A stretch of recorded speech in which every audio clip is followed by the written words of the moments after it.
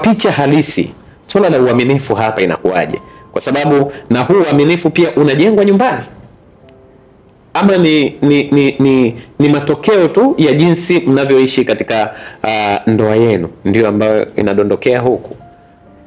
Mimi nakwambia matatizo yote ya tabia za watu yatokana na malezi tu. Mtoto akizaliwa akiwa na mwaka 0 mpaka miaka 5 ni kama kitabu. Kitabu kabisa ambacho hata wanasema ni plain paper. Haina hata mistari. Ndio. Yaani si kama hata karatasi yenye upigwa mistari, si mikubwa na vidogo, si vijumba.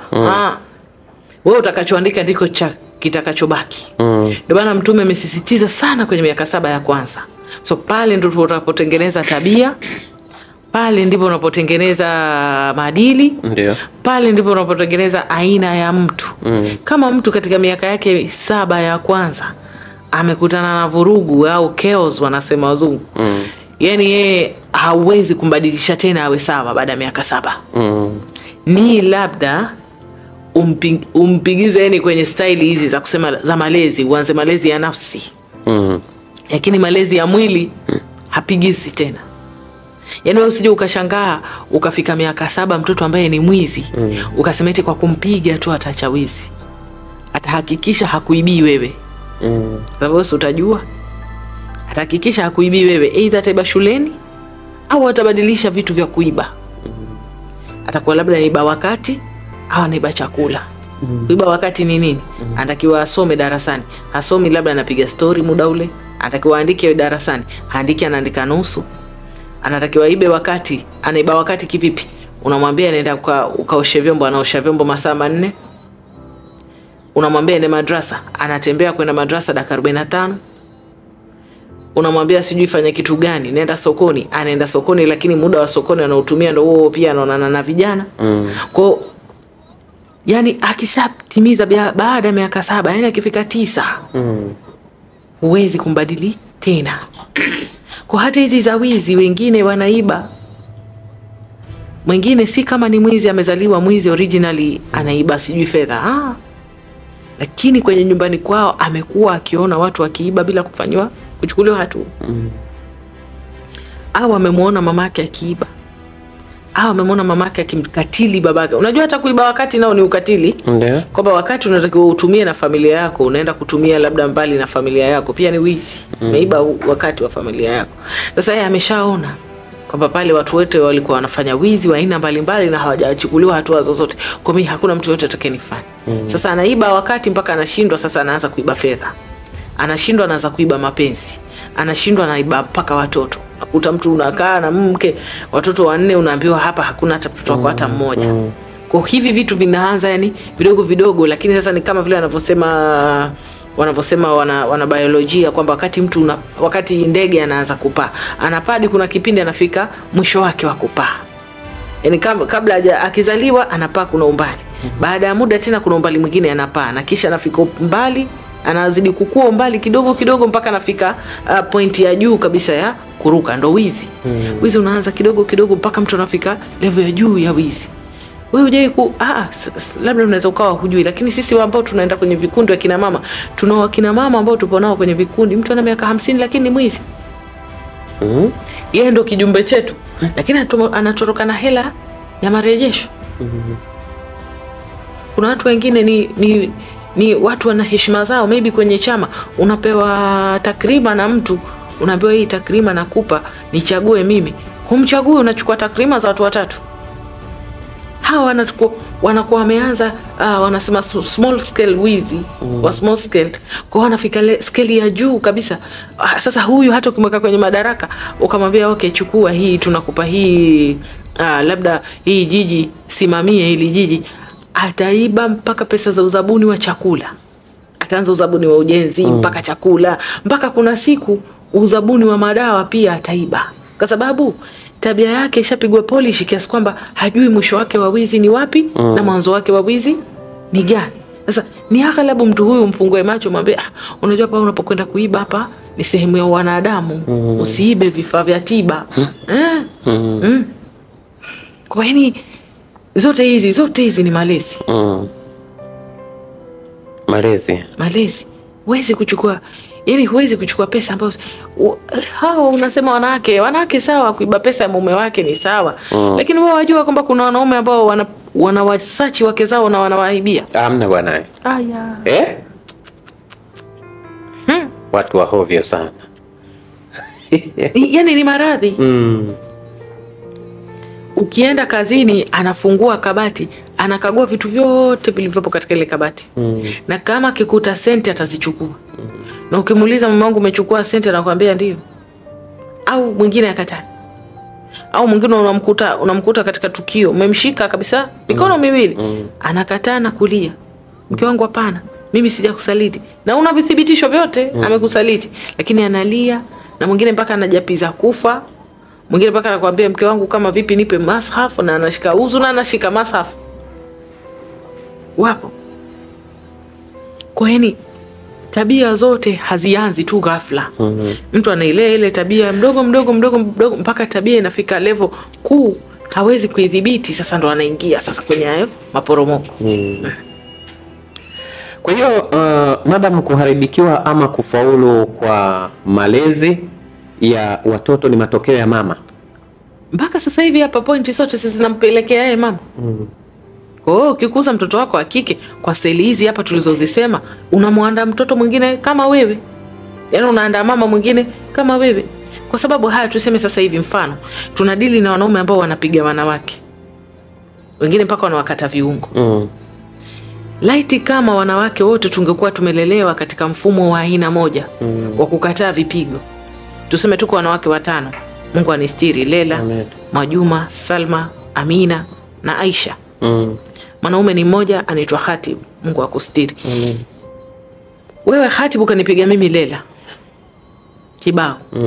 Mimi Lela nikakwambia sikubali kipigo. Aidha nitakupeleka polisi ama niende nyumbani kwetu. Nikachukua begi langu nikaenda nyumbani kwetu. Ukaja ukampiga Aisha. Aisha akakwambia kama Lela. Amina akakwambia kama Lela. Na huyu Salma akakwambia kama Lela. Na huyu watano naye akakwambia kama mimi nilivyokuambia. Wewe utakuwa na option gani zaidi ya kubadilika tabia yako, si? Lakini kama wanawake 5 wote tutapigwa, atakayekataa ni Lela, lakini nyewe 4 wote mkao wa pili naye labda akakataa, 3, 4 na 5 wakakubali, huyu mwanaume atakuwa na haja gani ya kujibadilisha? Ni kama unavyosema usaliti. Kama wanawake wote tukawa tumejitambua, tukakataa usaliti, hakuna kauli itakokuja tena katika jamii useme wanaume hawatosheki, ndo walivyo. Lakini mimi nawajua watu ambao toka nimewajua wanamke mmoja mpaka sasa. Yaani wanafahamu mwanamke mmoja mpaka sasa. Wapo. Na wala si kama eti lazima eti uingize password ndio wakute. Wapo. Na unakutana naye katika mazingira ambayo angekuwa mwanaume mwingine angekuwa shaanzisha mazungumzo ya hovyo, lakini yeye wala anajiheshimu. Na ni mstaarabu. Hadi unasema kweli mamake huyu kalea. Ina maana kama tungekuwa wanawake 5 tunaokataa usaliti, tunaokataa udhalilishaji, tunaokataa watu kutupiga, hawa wanaume wangekuwa hawana option nyingine isipokuwa kuacha usaliti. Lakini kama mimi nakataa usaliti, lakini Amina unafurahi usaliti. Aisha yeye mume wake akimsaliti anampa zawadi amsamehe. Yaani yeye ndo kasalitiwa na yeye ndo anatoa zawadi, mume wangu nisamehe, nimekuuliza ulikuwa wapi jana. Si lazima useme naye mtu, kwa sababu kusema nako ni kipaji. Kama mtu amekusaliti na unaona kama amekuumiza, si lazima useme naye au ulie umuonyeshe jinsi gani amekuumiza. Unaweza kumpiga adhabu tu. Sisemi na wewe basi. So umenisaliti, na nimekukamata red handed, umenisaliti na ukakiri umenisaliti. Akajielezea ukamwambia sawa nimekusikia. Basi hupigani, hugombani, huiti kikao cha familia, lakini unamjibu tu sawa nimekusikia, kisha ukaendelea na maisha yako. Humnuni, humkasiriki, majukumu yako kama mke unayafanya, ila unakuwa mpole chini kama maji. Ukimya huashiria kiburi. Inategemea. Kama mimi nimekaa kimya lakini majukumu yangu yote nayafanya, nitakuwa nimefanya kiburi wapi? Umejiona kuuliza hivyo?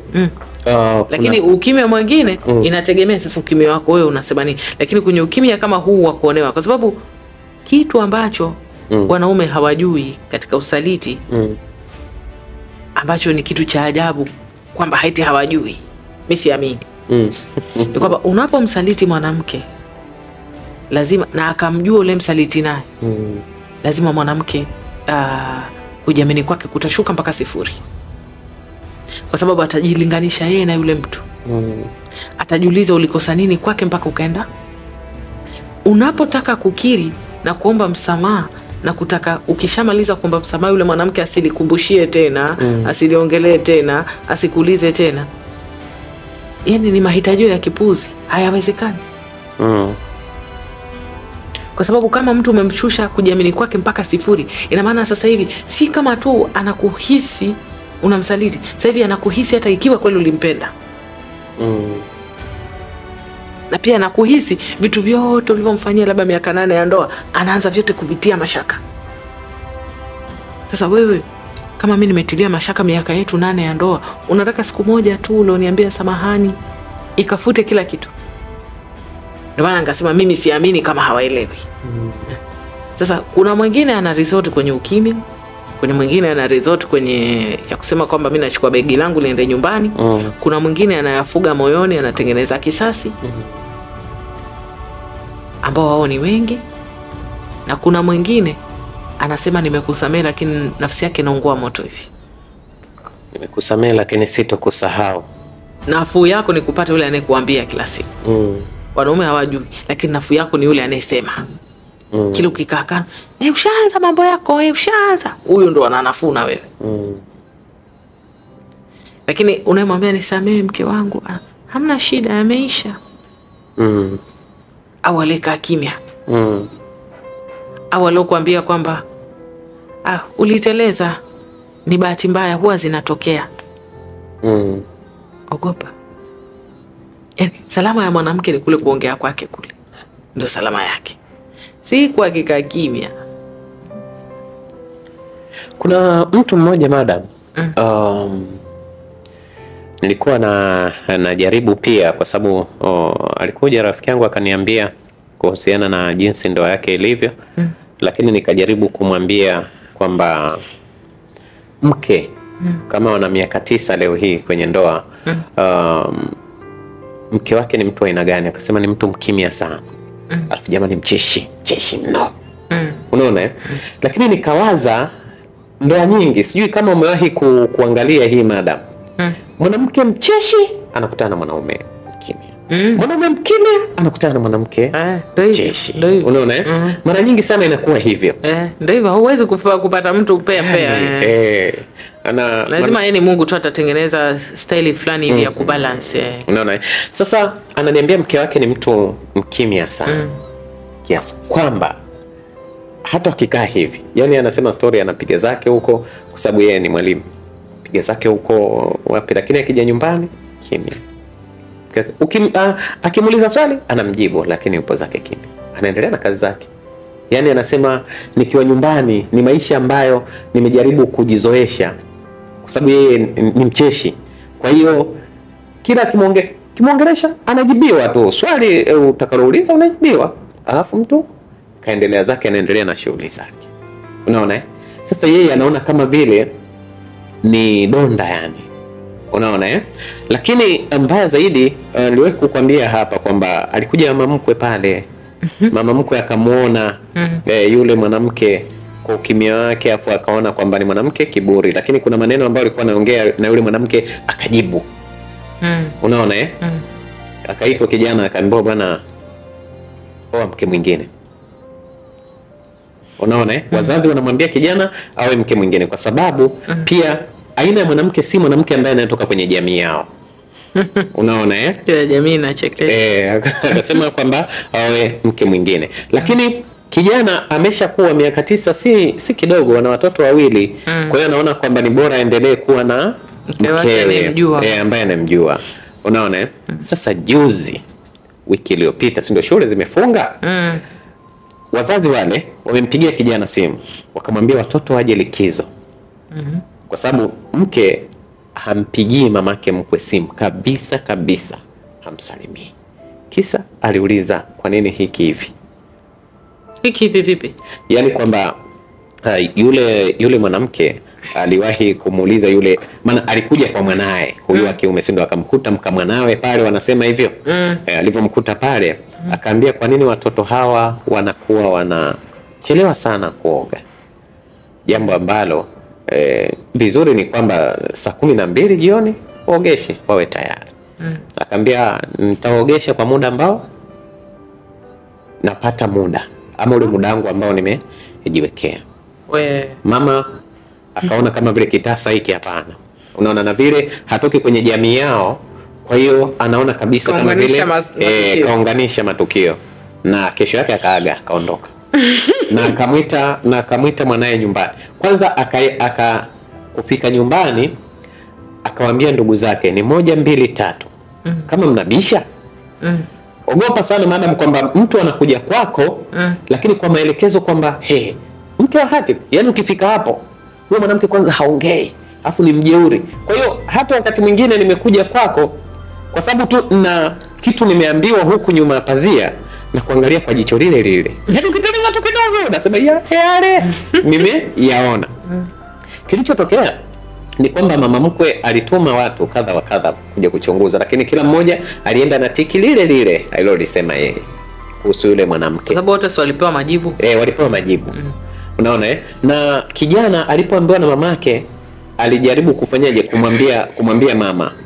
kumwambia mkewe, mke wangu, bora mara 10 unijibu mimi unavyotaka, bora mara 10 usiwe muongeaji kwangu mimi. Unaona mimi nakujua, hii miaka sio haba. Unaona lakini panapokuja wageni, hususan ya watu wa nyumbani, kwa sababu wa kwenu inawezekana wanakufahamu. Unaona jaribu wewe unaongea wali matatu, mtu akikuuliza jaribu hata kusherehesha, kuchangia mada zile hivyo ili tuishi. Kwa sababu mimi wanalazimisha, kamwambia Disa, wanalazimisha ni wewe mke mwingine. Chuki kazidi kwamba kumbe wanamwambia na mtoto wao kwamba mimi kama sifai yani. Unaona ndio akakata kabisa na mawasiliano na mama mkwe. Unaona sasa mama mkwe kwa sababu hasalimiwi, hafanyiwi nini, kamwagiza mwanae likizo hii kwamba walete watoto nyumbani waje kuona asili yao, na akampa angalizo, hata kama mke wako hataki, simama kama mwanaume, walete watoto nyumbani. Ukumbuke ni simu ya mama na mwana ambayo imeongelewa pembeni kabisa. Kijana akaona ni jambo zuri, wala halikuwa na shida. Watoto wamefunga shule Alhamis, Ijumaa ile Jumamosi akamwambia, alipokea simu Ijumaa, Jumamosi akamwambia bwana waandae watoto waende likizo nyumbani. Mwanamke akasema hawaendi. Unaona maneno ya mamake yanamrejea kichwani, hata kama mkeo hataki, watoto wafanyeje, waje nyumbani. Wakaanza kuongea, hawaendi. Akamwambia lazima waende. Akaanza, umejua hasira nayo wakati mwingine uliwahi kusema hapa, mtu akiongea akiwa na hasira ndio anakuambia ukweli. Unaona akamwambia wewe, kumbe ndio maana hata haya mama anaosema ni ya kweli. Unaona hawa watoto wanatakiwa waende nyumbani. Wewe unabisha nini? Unabisha nini? Kwa nini wasiende? Lakini kwenu huwa wanaenda. Lakini huku kwangu hutaki waende. Kukawa na mvurugano pale. Akamwambia panga nguo, kesho na wapeleka. Safi sana. Mwanamke akasema hakuna maji. Akamwambia maji yaliyopo fulia hayo hayo, na hata kama nguo hazijakauka nitabeba na begi hilo, zitaenda kukaukia huko. Safi sana. Unaona Basi mwanamke alifanya, tangu pale hapajapikwa, yupo busy anafua. Kijana kaingia zake jikoni, kakorofisha mambo, kisha basi ndio kusaidiana. Mwanamke kafua asubuhi ile nguo, mwanaume anafanya kutoa mabegi yale ya watoto. Nguo hii, unajua pia za kusafiria zipo. Unaona Basi akawa wamepaki pale, lakini hapo ananiambia ni kimya. Hakuna mtu ambaye anamsemesha mwenzake, ni vitendo tu. Ni vitendo. Unajua Basi maisha yameenda hivyo. asubuhi ile ya Jumapili kweli ilivyofika saa 1 akafungasha akaondoka na wanawe, akamwacha mkewe nyumbani, akaenda kuwapakia kwenye gari, jamani wapokeeni wanakuja. Naye akapata, kwa sababu nyumbani hakuna maelewano mazuri, akaona ngoja kidogo atembee mjini. Unaona siku karudi saa 12 jioni nyumbani. Kilichotokea, anarudi nyumbani saa 12 anakutana na shuka limetupwa nje. Kuangalia vipi hapa, mbona kama hakuna usalama? Kuingia ndani, watu wamesafisha. Watu wamesafisha nini? Wameiba kwa sababu wao wamejenga kidogo pembezoni mwa mji. Unaona akasema hii hali sio ya kawaida. Akampigia mke wake, uko wapi mama fulani? Akamwambia nipo huku kwa nani, ndio mnaita nini, saluni nimekuja saluni, nilienda shule, maana ni mwalimu. Nilienda shule ni tangu saa ngapi? Tangu saa 4. Hivi vilivyofanyika nyumbani huko unavijua? Anasema kuna nini? Mbona mimi kumeibiwa kila kitu. Yaani mtu ameiba mpaka mafuta ya kupaka, mafuta yale ambayo yametumika kachukua pia, na mabegi yale kafungua, kafanya kuchagua nguo, kachukua TV, sio kachukua radio, sio kachukua nini, kachukua yani mpaka hizo sio perfume ambazo kabeba mtu, kwa kawaachia kitanda na chaga, lakini vyote vyenye kubebeka vimeondoka. Inatoa picha pale kwamba kwa jinsi alivyokuwa ananielezea, ananiambia inatoa picha kwamba hawa watu walikuwa huru sana, na inawezekana ni watu ambao wanaotufahamu vizuri, kwa sababu inawezekana mimi niliekewa ulinzi na mke wangu naye amekewa ulinzi. Ndio hivyo. Unaona hawakuvunja, wameingia kama kwao, na inawezekana wanajua mpaka funguo inapowekwa. Tuna ule mtindo ule wa kusema funguo tunajua tunapoweka, wamefungua chini ya kikapu cha unaona. Basi anasema mke wake akatoka saluni kuja, kweli vitu havipo. Wanaanza kuongea sasa, wanaunganishwa na nini, na tukio. Unaona, sasa akawa ananiambia hivi, malezi ya huyu mwanamke mimi nilikuwa naona kama vile anaonewa, lakini hivi sasa wazazi wangu kama vile wananipa mwanga hivi, na hili tukio lililotokea sijawaambia. Unaanzaje? Unaona hajawaambia hata kwamba mke wake alikuwa hataki watoto wafanyaje, waende, kwa sababu anamtunzia siri mke wake, ili mama na baba waone kwamba wawe na radhi kidogo. Unaona, ananiambia sasa mwanamke huyu mimi namfanyaje? Kitu cha kwanza nilimuuliza kwamba mwanamke amelelewa na wazazi wote? Swali zuri. Akaniambia amelelewa na wazazi wote, lakini ni wazazi ambao baba yuko bize sana. Babake ni afisa fulani hivi wa elimu. Unaona yuko bize mkoa fulani. Unaona lakini mama mzazi wa yeye yule mtoto aliachika. Kwa kalelewa na Wakambo. Kalelewa na mama wa Kambo. Mama wa Kambo naye mambo mengi. Unajua sasa anasema aina ya malezi ambayo ameyapata kwa huyu mama ndio malezi labda ambayo ameyaleta kwangu. Hawezi kuja na malezi mengine. Anasema akikutana na mama yule wa mamake kabisa yule binti ambaye hakumlea, anasema ni mama mmoja mzuri mno, lakini na baba naye mtu wa mipango. Yaani akikutana na babake mkwe safi kabisa, lakini akikutana na huyu mama huyu mamake mkwe sasa ambaye amemlea, mke wake sasa ndio anamuona mkewe. Sasa je, vitu kama hivi, tuseme yale maisha ambayo anayoishi kijana huyu ni yale malezi ambayo yametoka moja kwa moja kwenye familia. Yaani unajua wote watoto wa Kiafrika wote tuna majeraha ya malezi. Wote.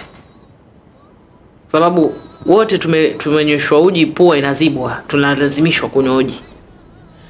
Na wote tulivyochapwa tukilia tunaambiwa kwa nini unalia? Mtu amekupiga na nakuuliza kwa nini unalia? Au ukilia na kupiga. Kwa hiyo tulikuwa tunafosiwa pia tukae kimya hata tukiwa na maumivu. Kwa leo huwezi kunikuta mimi binti wa kike wa Kiafrika nikapigwa na mwanaume nikalia au nikaambia rafiki zangu kwamba mimi nanyanyasika kwenye ndoa yangu, kwa sababu toka niko mdogo mamangu alikuwa ananiadhibu nikilia. Kwa kwenye kichwa changu imejengeka kwamba nikilia nitaadhibiwa.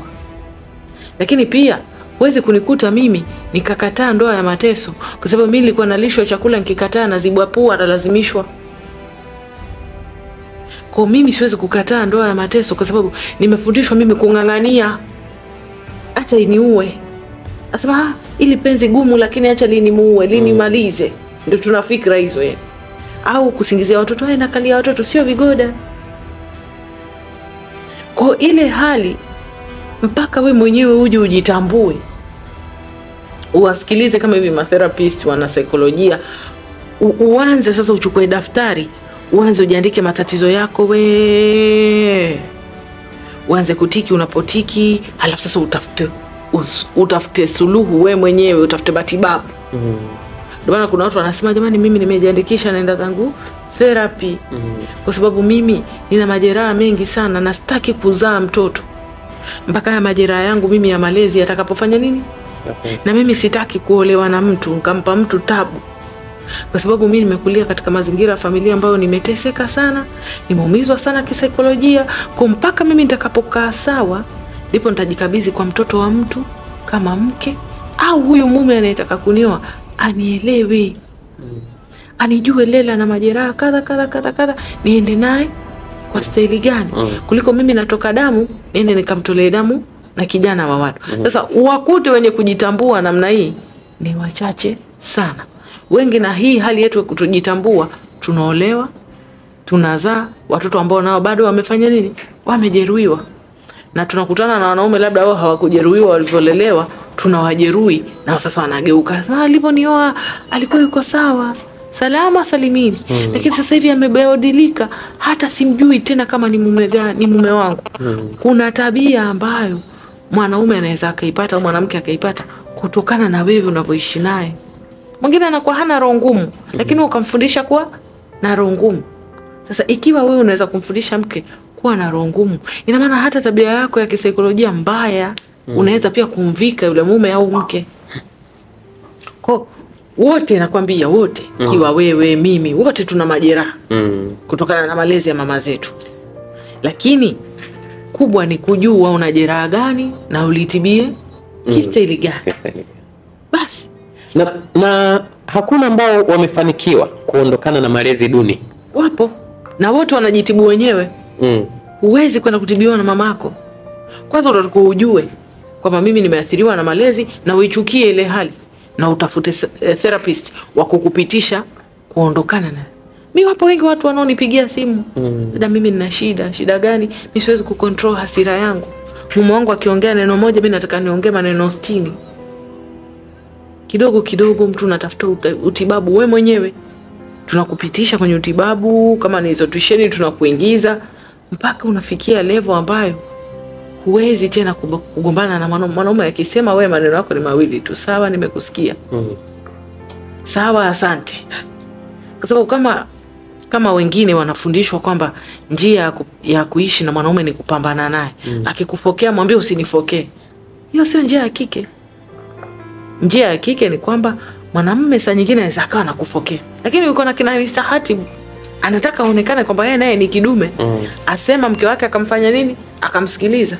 Kwa saa zingine anaweza akawa anakufokea kwenye simu akiwa na wenzake. Wewe umemnyima nafasi ya kukufokea akiwa na amani nyumbani, kwa hiyo anakufokea mbele za watu ili ajipatishe hadhi pale mbele ya wenzie. Kwa wewe jibu lako liwe moja tu. Sijui nini unamwambia sawa, samahani, naomba basi utulie, ukitulia utanipigia simu ila nisamee sana baba fulani. Akitulia labda atakuwa peke yake kashajishtukia, kwa sababu kila binadamu ana nafsi mbili, ya kujuta na ya kushukuru.